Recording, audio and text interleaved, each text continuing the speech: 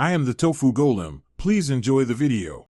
In this video, I will explain how to file for unemployment online in South Carolina. First, navigate to the official South Carolina Department of Employment and Workforce website. You'll need to create an account or log in if you already have one. Ensure you have your social security number and a valid email address handy. This initial step is crucial for setting up your profile correctly and securely.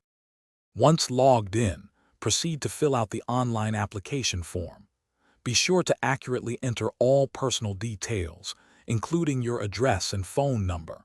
You'll need to provide specific information about your most recent employer, including their contact details and the exact reason for your job separation. Also, disclose any severance pay or other income you might be receiving. After your initial application is approved, you must file a weekly certification to continue receiving benefits. This involves answering a series of questions about your availability for work and any earnings you may have had. Remember, you are generally required to actively search for new employment each week and report your job search activities. Consistency is key for uninterrupted payments.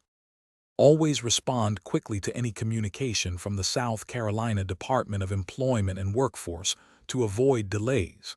Maintain thorough records of your job applications and contacts, as you may be asked to provide them. If you encounter any issues, utilize the online resources or contact their support line for assistance.